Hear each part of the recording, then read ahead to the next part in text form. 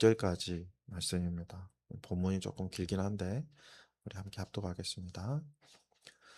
이새의 줄기에서 한 싹이 나며 그 뿌리에서 한 가지가 날아서 열매를 맺는다.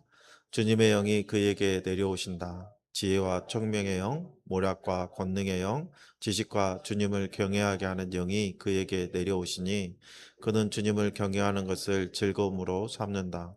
그는 눈에 보이는 대로만 재판하지 않으며 귀에 들리는 대로만 판결하지 않는다. 가난한 사람들을 공의로 재판하고 세상에서 응돌린 사람들을 바르게 논지한다. 그가 하는 말은 몽둥이가 되어 잔인한 자를 치고 그가 내리는 선고는 사악한 자를 사형에 처한다. 그는 정의로 허리를 동여매고 성실로 그의 몸에 띠를 삼는다. 그때에는 이리가 어린 양과 함께 살며 보범이 새끼 염소와 함께 누우며 송아지와 새끼 사자와 살진 짐승이 함께 풀을 뜯고 어린아이가 그것들을 이끌고 다닌다. 암소와 곰이 서로 벗이되며 그것들의 새끼가 함께 눕고 사자가 소처럼 풀을 먹는다. 젖 먹는 아이가 독사의 구멍 곁에서 장난하고 젖된 아이가 살무사의 굴에 손을 넣는다. 나의 거룩한 삶 모든 곳에서 서로 해치거나 파괴하는 일이 없다. 물이 바다를 채우듯 주님을 아는 지식이 땅에 가득하기 때문이다.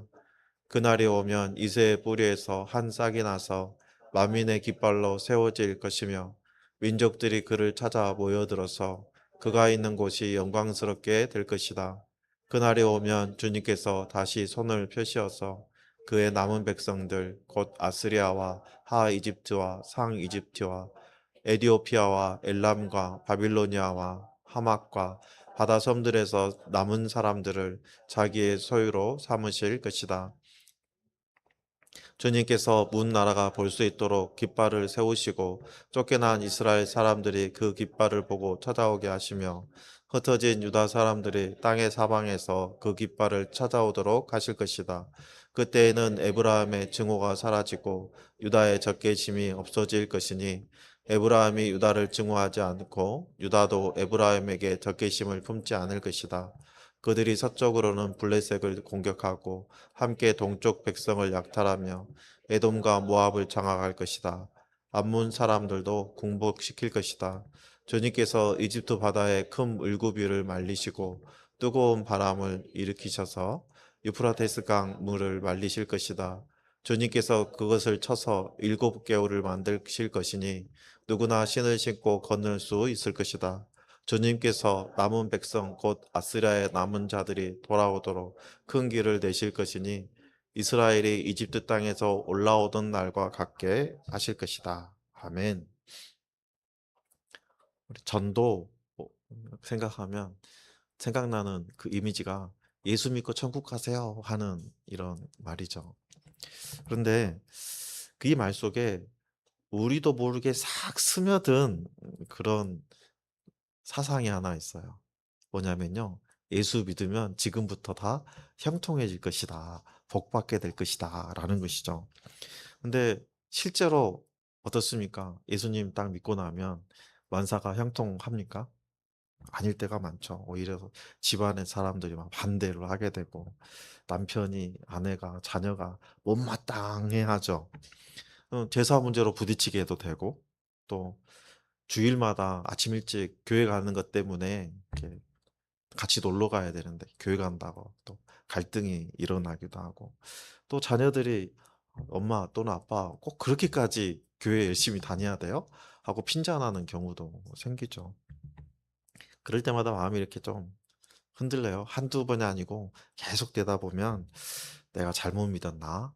이런 생각이 들기도 하고 예수님 믿으면 복 받는다더니 왜 우리 집은 맨날 이렇게 불화가 끊이지 않는가?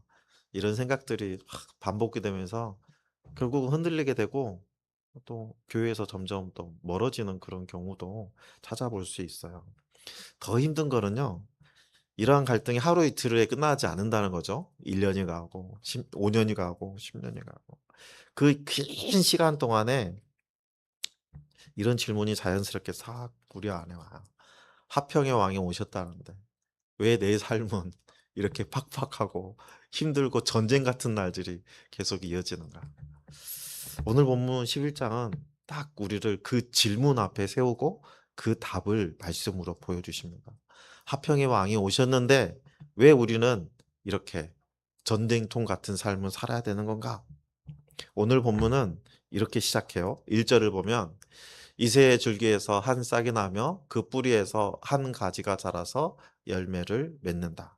이새는 다윗의 아버지죠. 그러니까 지난주에 우리는 7장에서 아하스에게 주신 임마누엘의 표징을 우리가 함께 나누어 봤어요. 지난주에 우리는 그 표징에서 약속된 그 아기를 보았고 그 아기가 오늘 본문으로 이어지면서 싹, 가지, 그리고 열매라는 이미지로 좀 더 다르게 보여주죠. 그런데 세번역 성경에서 줄기라고 번역된 이 첫 단어는요. 히브리어 원어로 보면 게자라는 단어인데요. 구루터기. 그러니까 나무 줄기가 아니고요. 잘려나간 나무의 끌통 그 부분을 이야기하는 거예요. 그러니까 이 말은 다윗 왕조가 마치 뚝 베어져 나가고 밑동만 남은 나무 그루터기 같은 상태였다라는 것을 이야기하는 거죠. 사실 이사야 선지자는 이 구루터기의 이미지를 오늘 처음 쓰는 게 아니었어요. 6장 13절에 보면 이사야가 소명을 받던 그 순간에 그 자리에서 하나님이 이렇게 말씀하셨죠. 그러나 밤나무나 상수리 나무가 잘릴 때에 그루터기는 남듯이 거룩한 씨는 남아서 그 땅에서 그루터기가 될 것이다. 심판이 다 확 쓸어버려도 남은 그루터기가 있는데 그것을 거룩한 씨라고 불렀죠. 그런데 오늘 11장 1절로 오면 그 6장의 약속을 다시 떠올리게 하죠. 심판으로 인해서 완전히 끝난 것 같은 그 자리에서 하나님이 보존하신 그 생명이 싹을 트고 이렇게 올라옵니다.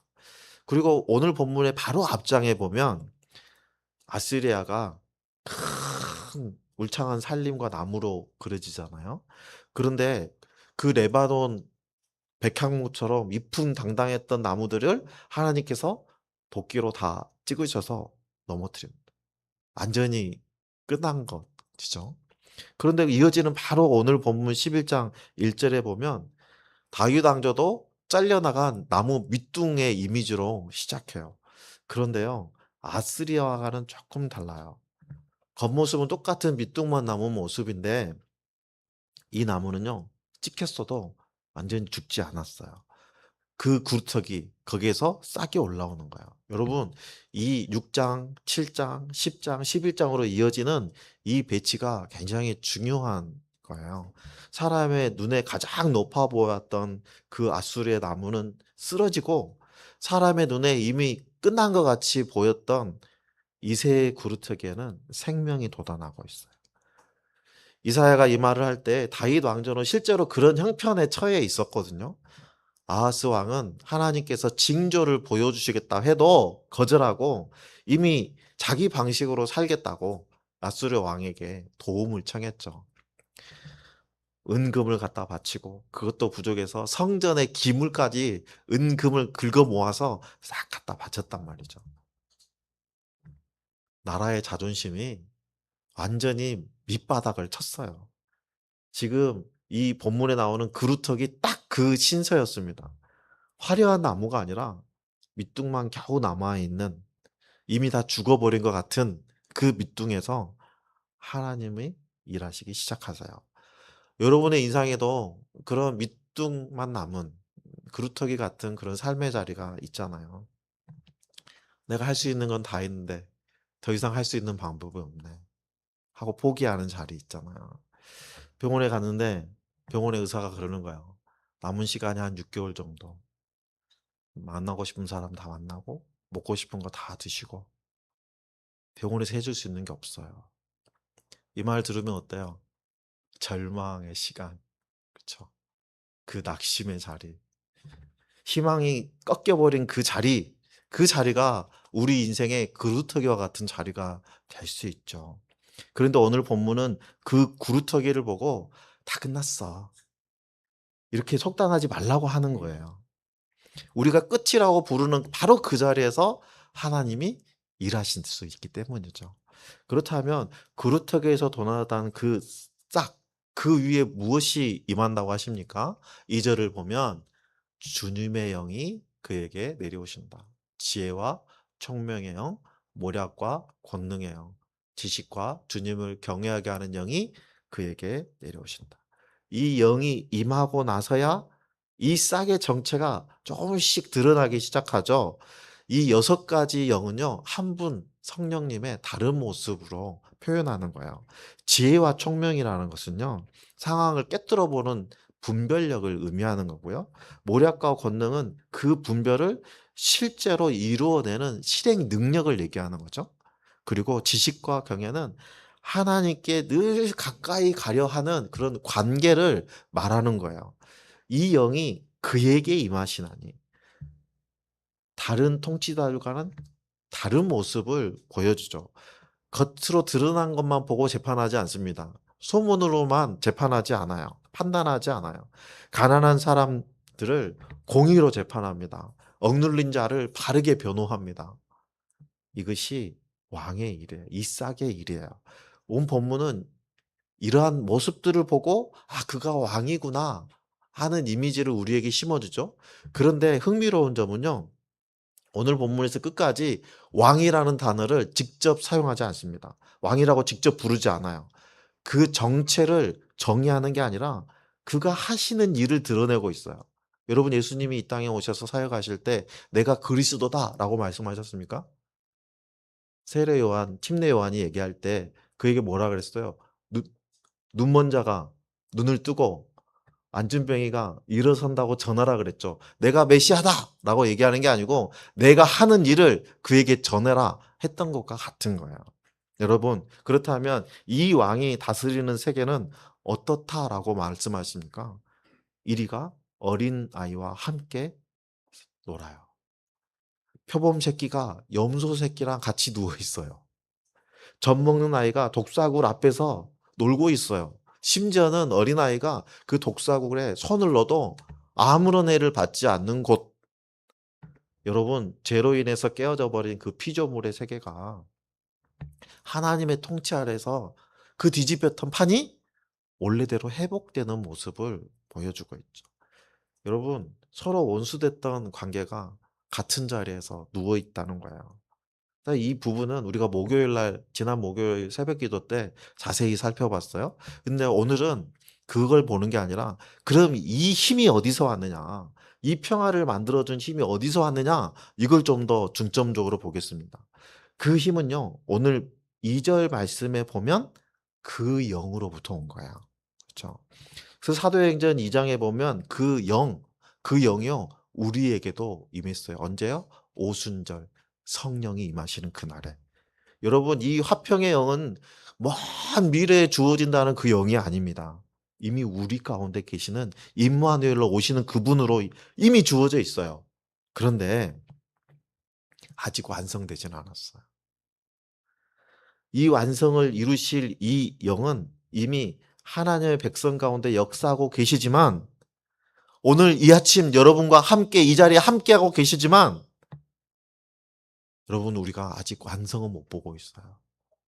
여러분, 이 하나님의 영이 역사하신다라고 어떻게 하십니까? 여러분이 지금 이 자리에 와 있다는 것 자체만으로도 성령님이 역사하신다는 증거예요. 성령님이 역사하지 않으시고는 하나님을 아버지라고 부를 수 없기 때문이에요. 여러분, 우리가 화평을 만들어가는 삶은 우리의 성품이나 우리의 능력이나 의지만으로 되는 게 아니고요. 성령 안에서 우리 안에 임하시는 그리스도의 다스림으로 인해서 조금씩 드러나게 되어 있어요. 바울은 이 영을 로마서에서 양자의 영이라고 불렀어요. 종이 아니라 자녀의 영이에요. 종은 주인의 눈치를 보면서 살아야 되잖아요. 그런데 자녀는 어떻습니까? 아버지의 집이 내 집이잖아요. 그러니까는 그 아버지의 집에서 어떤 소란이 일어나도 그 소란으로 인해서 내가 자녀됨이 취소되지는 않거든요. 그걸 잘 알고 있어요. 불안해하지 않습니다. 오늘 우리가 집안에 어떤 반대가 있고 갈등이 있고 나의 신앙으로 인해서 집안에서 냉대를 받는다 할지라도 그것 때문에 내가 하나님의 자녀 된다는 것이 사라지지 않아요. 취소되지 않아요. 하나님과 나의 관계에 있는 이 자녀된 신분은 집안 식구들의 반응에 따라서 나를 둘러싼 환경에 따라서 뒤바뀌지 않는다는 거예요. 여러분, 그루터기에서 싹이 났다는 것은요, 그 그루터기가 아직 살아있다는 증거죠.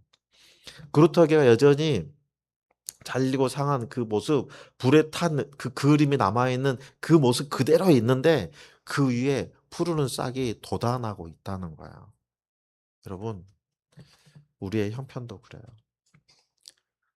밑둥만 남은 것 같은 그런 상황 있잖아요. 아무것도 남아있지 않는 것, 다 잃어버린 것 같은 그 상황에 하나님이 여전히 생명으로 역사하고 계신다는 거예요. 여러분, 상한 구루터기와 새 생명이 다는 이 싹이 한 장면에 있어요. 우리가 살아있는 이 자리도, 살아가는 이 자리도 그런 절망과 낙심과 소망이 함께할 수밖에, 함께하고 있다는 거예요. 이 부분에 대해서는 월요일날 새벽기도 때 좀 더 살펴보겠습니다. 10절에 보면요, 그날이 오면이라는 단어가 계속 반복이 돼요. 10절부터 반복이 되는데요. 이 10절부터는 말투가 바뀌고요. 그 전까지는 이미 화평이 다 이루어진 것처럼 얘기했잖아요. 그렇죠. 그런데 그것이 다시 완성되기를 기다리라 하는 어투로 바뀌어요. 그래서 11절에 보면 그날이 오면 주님께서 다시 손을 펴신다라고 말씀이 시작되죠. 여기서 이 다시라는 말씀이 중요해요. 다시라는 말은 뭔 말이죠? 이전에 행하셨어요. 그리고 또 지금 하신다는 거예요. 하나님께서 이미 이스라엘 백성들을 구원하신 것처럼 다시 구원해 주시겠다는 약속입니다. 아직 완결된 게 아니라는 거예요. 진행 중이라는 거예요. 그런데 더 흥미로운 건요. 11절부터 12절을 지나면서 하나님께서 흩어진 백성들을 다 모으신다고 말씀하시죠. 그리고 13절로 한번 넘어가 보면요. 그때는 에브라함의 증오가 사라지고 유다의 적그심이 없어질 것이며 에브라함이 유다를 증오하지 않고 유다도 에브라함에게 적그심을 품지 않을 것입니다. 여러분, 에브라함과 유다는 남이 아니에요. 그죠? 한 아버지에서 태어난 형제 지파들이잖아요. 같은 하나님을 섬기고 있잖아요. 그런데 사사 시대부터 이 둘이 어떻게 됐죠? 갈등이 생기기 시작했어요. 사사기 12장에 보면 에브라임 지파가 입다에게 자신들을 전쟁에 부르지 않았다고 시비를 겁니다. 그렇죠. 결국 자기들끼리 큰 싸움이 벌어져요. 그리고 나서 훗날에 이 나라가 둘로 나누어지게 되죠. 북이스라엘과 남쪽 유다. 수백 년 서로 등지고 살았습니다. 형제인데 원수보다 못한 사이가 돼버린 거예요. 그리고 이 에브라임과 유다의 반목은요. 오늘 본문 바로 몇 절 앞에 생생하게 그려지는데요. 9장 20절에 21절에 보면 므낫세와 에브라임이 서로 삼키려고 싸우다가 둘이 결국은 함께 유다를 치는 장면으로 나타나게 되죠. 정말 참혹한 현실이 아닐 수 없죠. 형제를 잡아먹는 그 적대감, 그 절망의 적대감. 그런데요, 9장 21절 끝에 가면요, 이렇게 기록합니다. 그래서 주님께서는 진노를 풀지 않으시고 심판을 계속하시려고 여전히 손을 들고 계신다. 그런데 오늘 본문 바로 9장에서 오늘 본문 11절로 딱 돌아오면요. 그날이 오면 주님께서 다시 손을 펴신대요. 똑같이 손을 펴고 계세요. 그런데 9장에서는 심판하시기 위해서 손을 펴신 것이고요. 오늘 본문에서 손을 펴시는 것은요. 모으기 위해서 손을 펴신 거예요. 같은 몸짓인데 목적이 완전히 다르죠. 불과 얼마 뒤에 오늘 본문 13절에 그 오래된 증오가 에브라함과 므낫세 그 유다 간의 그 갈등이 오늘 본문 13절에 싹 해소가 되죠. 얼마 되지 않은 가까운 절에 이렇게 극단적인 반전이 기록되어 있어요. 여러분, 사람의 죄가 만들어낸 그 갈등의 골이 아무리 깊어도 하나님의 역사하심은 그보다 더 깊다는 것을 보여주고 있는 거예요. 하나님께서 백성들을 모으실 때 먼저 손대시는 것은요. 밖에 있는 적이 아니었어요. 그렇죠? 안에서 하나님의 백성들끼리 서로 연합할 수 있도록 오래 묵혀온 그 마음부터 손을 대십니다. 그리고 나서 14절에 외부를 향한 외부의 적에 대해서 손을 대시죠. 여러분, 이 순서가 굉장히 중요한 거예요. 하나님의 나라는 하나님의 평안은 바깥에 있는 적들을 무찌르는 것으로 완성되는 게 아니에요. 하나님의 백성들 안에 남아있는 그 에브라임과 유다의 적대심, 그 감정의 찌꺼기를 먼저 해결해야 되는 거예요. 완전한 화평을 6절부터 9절까지 쫙 그려 놓았어요. 그러고 나서 이 반복의 언어가 그 뒤를 따르고 있습니다. 이건 뭘 얘기하는 거냐면요. 완전한 화평이 있어요. 그런데 아직 우리는 그 화평을 향해 걸어가고 있다. 아직과 이미 사이에 우리는 살고 있다는 것을 보여주는 것이죠. 그리고 15절에서 16절에서 하나님께서 다시 길을 내신대요. 바다를 가르시고 강을 치시고 흩어진 백성들을 큰 길을 만들어서 모으신다고 하세요. 여러분 출애굽 때 없던 길을 만드시는 분이 하나님이시죠. 그 하나님이 다시 길을 내시고 백성들을 불러 모으신다는 거예요. 이사야는 이 다시라는 이 짧은 단어를 통해서 하나님의 구원이 훗날 포로귀환의 언어로 사용될 거라는 것을 이야기하고 있는 거죠. 첫 번째 출애굽 때 하나님께서 자기 백성들을 불러 모으시고 약속의 땅으로 데려오셨던 것처럼 마침내 메시아 안에서 온전히 성취될 하나님의 최종적인 구원을 우리가 바라보라 하고 이사야 선지자가 외치고 있는 거예요. 여러분 하나님의 이 신실하심은요. 성경을 읽다 보면 너무나 많은 반복으로 나타나고 있죠. 여러분 그런데 그 하나님의 펼치신 손이 끝나지 않았다는 거야. 아직도 진행 중이라는 거야. 이제 우리 처음 질문으로 다시 돌아가 봅시다. 왜 나는 예수님을 믿었는데 이 집안이 전쟁통이 되는 걸까요? 그건 화평의 왕이 아직 오시지 않았다는 것이 아니고 이미 오셨어요. 그의 통치가 완전히 완성되지는 않았다는 거예요. 그럼 이런 질문이 나오죠. 그럼 목사님, 그냥 참고 견디라는 거예요? 이 지옥 같은 날들을? 여러분, 이미와 아직 사이에 이 긴 시간을 우리가 어떻게 견디고 삽니까? 성경은요, 우리 혼자 참고 견디라고 말씀하지 않아요. 답을 주셔요. 어떤 답을 주시냐면요. 이 왕의 영을 받은 백성들이 함께 살아내야 된다고 말씀하세요. 우리를 혼자 가인으로 부른 게 아니고 공동체로 부르셨어요. 그리고 이 부르심은요, 막연하지 않아요. 오늘 본문에 이미 세 가지 구체적인 실천사항을 우리에게 주셨어요. 첫 번째는요, 영으로 사는 거야. 내 힘으로 사는 게 아니에요. 왕에게 임한 그 영이 오늘 저와 여러분에게도 똑같이 부어졌어요.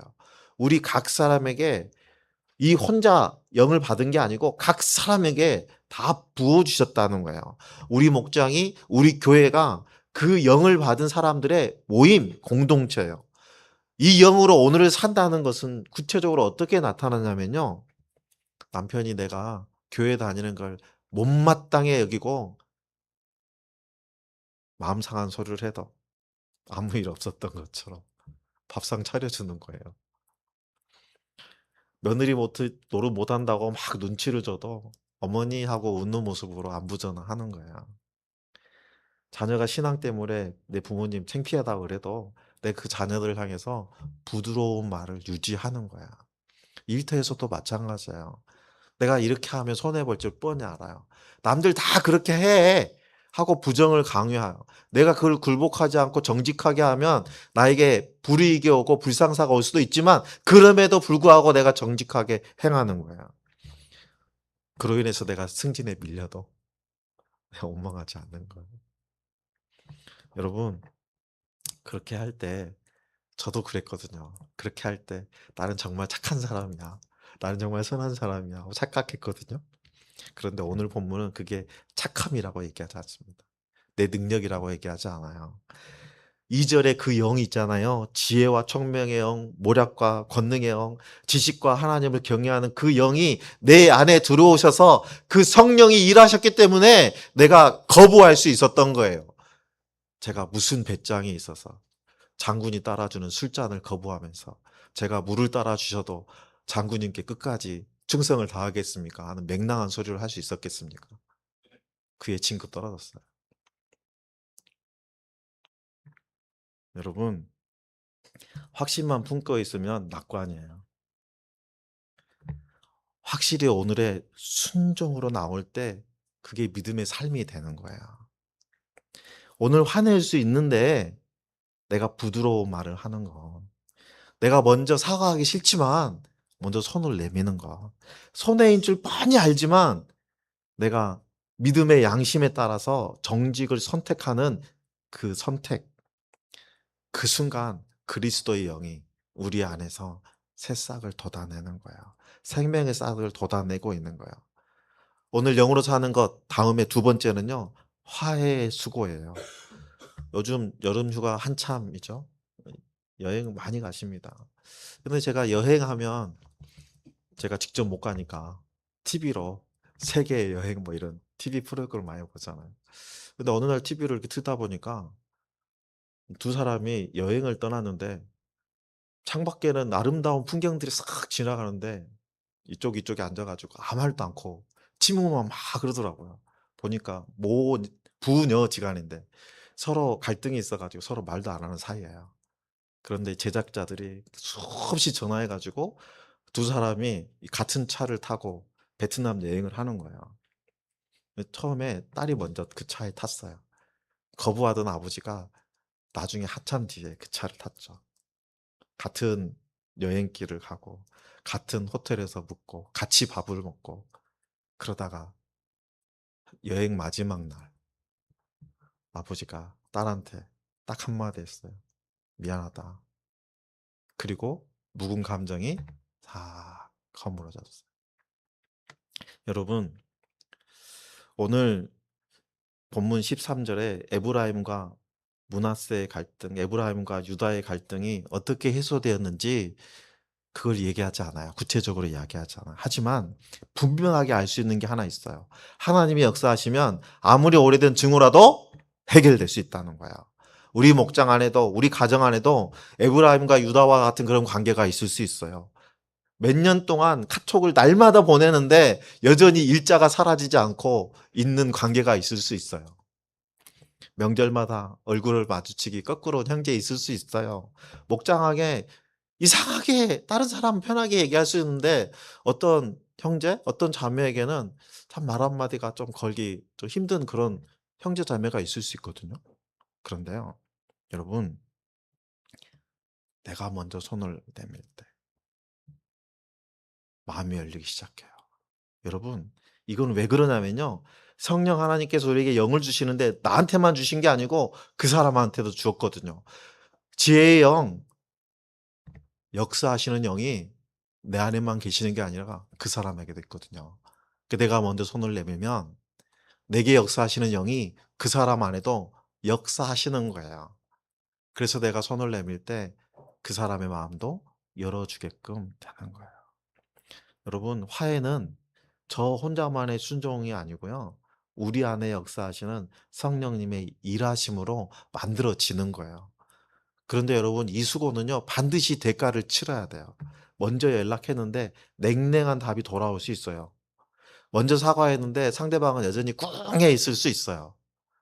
그럴 때 우리는 대부분 이렇게 얘기해요. 내가 그때 사과했는데 안 받아주더라고. 그거 포기해버리는 경우가 있거든요. 그런데 에브라임과 유다의 이 마음이 하루아침에 증오가 생겼습니까? 수백 년에 거쳐서 서로 간에 갈등이 쌓이고 쌓이다가 만들어진 거예요. 그렇다면 그게 하루아침에 싹 사라질 수 있겠어요? 쌓은 게 몇백 년인데? 여러분, 우리가 한 번 시도했다고, 한 번 시도했는데 안 됐다고 낙심하지 마시고요. 성령님 역사하시는 때가 있거든요. 그 오늘 거부하는 것도 다 하나님의 섭리 안에 있는 거야. 그래서 계속 일을 하면 하나님이 결국은 일을 만들어 주십니다. 그래서 오늘 서먹했던 관계가 있다면 먼저 손을 내밀어 보세요. 우리가 목장에서 함께 짊어질 때 혼자 시도하고 넘어지고 불편하고 낙심했을지라도 함께 짊어지면요. 오늘의 멈췄던 나의 걸음이 다시 힘을 내서 걸어갈 수 있어요. 오늘 우리에게 주시는 교훈 세 번째는요. 다시 손을 펴시는 그분을 기다리는 거야. 주님께서 다시 손을 펴셔서 10절과 11절에서 반복되는 그날이 오면 이라는 이 말은 완성은 아직 안 됐다는 거거든요. 야고보는 농부가 이른 비와 늦은 비를 기다리면서 땅의 귀한 소출을 인내로 기다린다고 표현하거든요. 농부가 씨 뿌린 다음 날 가는데 '아직 싹이 안 났네? 이거 씨가 엉망이네?' 하고 땅을 뒤집어 엎지는 않단 말이죠. 기다리죠. 제철까지 기다립니다. 우리도 마찬가지예요. 이 기다림에는 우리의 포기하지 않음이 포함되어 있는 거예요. 오늘 일하는 이 예배, 이 책에 보면 "기다림조차 기쁨이다."라는 표현이 나와요. 우리가 견디는 시간에도 하나님이 일하심을 알기 때문에 기쁨이라는 거예요. 우리가 낙심하고 주저앉아 있는 그 시간에도 하나님이 손을 펴시고 계시기 때문에 우리가 기다림을 기쁨이라고 표현할 수 있다는 거예요. 오늘 본문에서 다시 손을 펴실 하나님, 그 하나님의 신실하심을 우리는 붙들어야 되는 거예요. 기도했는데 응답이 없을 때, 화해했는데도 화해를 시도했는데도 여전히 상대방의 마음이 냉랭할 때 우리는 그 침묵을 하나님이 역사하지 않는다, 하나님이 안 계신다라는 말로 해석하지 않아야 돼요. 오늘 본문은 정반대로 그 침묵의 시간 속에서도 하나님이 여전히 손을 펴고 계신다라고 말씀하십니다. 이 기다림은 손 놓고 넋이 나가서 앉아있는 그런 시간이 아니에요. 매일 새벽에 가정을 위해서 무릎을 꿇는 것, 응답 없는 기도의 제목을 목장에서 서로 나누는 것, 그래서 다시 꺼내서 함께 기도하는 것, 힘들어도 주일마다 이 자리에 나와서 말씀 앞에 다시 서는 것, 이 모든 반복이 손을 펴시는 하나님을 기다리는 우리의 자세로 드러나는 것입니다.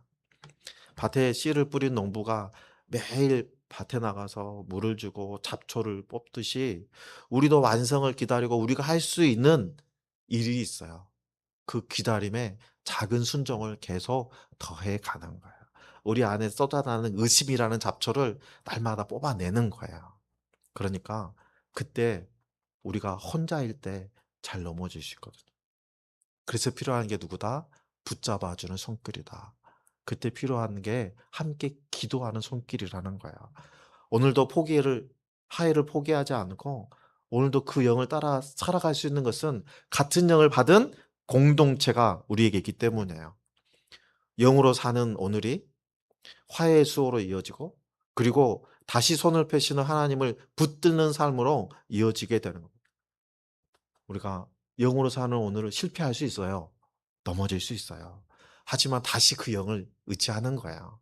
우리가 손을 내밀었다가 그 손이 거부당할 수 있어요. 하지만 그 기다림, 하나님께서 역사하실 그 기다림을 기다리면서 살아가는 거예요. 이 세 가지가 계속 돌면서 우리를 완성을 향해 조금씩 조금씩 나아가게 하는 겁니다. 여러분, 이 순환은 나 혼자 하는 게 아니에요. 우리 목장이, 우리 교회가 함께 짊어지고 함께 살아내는 부르심입니다. 누군가 오늘 영으로 사는 것에 지쳐 있다면 내가 그 옆에서 붙들어주는 역할이 될 수 있어요. 누군가 화해할 힘을 잃어버리고 낙심하고 있다면 내가 함께 손을 펴시는 하나님을 함께 기다려주는 그 지체가 될 수 있는 거예요. 여러분, 화평의 왕은 이미 우리 가운데 와 계십니다. 다만 완성되지 않았을 뿐이에요. 우리는 이미와 아직 사이에서 흔들리면서 이 땅을 살아갈 수밖에 없어요. 오늘 집에 돌아가면 여전히 풀리지 않는 문제들, 갈등들이 있을 수 있어요. 하지만 여러분들 기억할 것은 우리의 믿음이 부족해서 이런 일들이 일어나고 있다는 게 아니에요. 우리의 신앙이 연약해서 몇 년째 풀리지 않은 이 문제들이 여전히 응답받지 못한다는 것이 아니에요. 여러분, 화평의 왕은 이미 우리와 함께 계십니다. 우리는 이미와 아직 사이를 살아가는 흔들리는 존재잖아요. 하나님의 붙드심, 하나님의 다시 손을 펴심을 믿으시고 여러분의 자리에서 손을 펴시는 그 분을 붙들고 포기하지 않는 삶을 살아가는 것이 중요합니다. 여러분, 화평은요, 물이 바다를 덮음같이 하나님을 아는 지식이 충만해지는 날이 온다라고 하시잖아요. 오늘 작은 화해를 시도하는 그런 몸집들, 그것들이 쌓이고 모이고 모여서 바다를 덮는 물처럼, 바다처럼 완성을 보여줍니다. 한 번의 기도가 그걸 만들어내는 게 아니에요. 하나님의 나라를 지금의 우리의 현실로 앞당기는 것은 우리의 공로가 아니라 그 나라를 우리에게 보여주시는 성령님의 역사하심으로 연하는 거예요. 우리는 단지 그 역사가 우리의 삶 속에서도 이루어지고 있다는 것을 우리의 삶으로 보여주는 거예요. 하나님을 한 사람을 구루터기로 내팽겨 두지 않습니다. 방치하지 않아서요. 구루터기에서 싹을 내시고 생명을 돋아내시고 하나님의 영을 부어주시고 흩어진 자들 모으게서 다시 손을 펴시고 모인 자들의 해묵은 반목까지 갈등까지 해결해 주시는 분이십니다.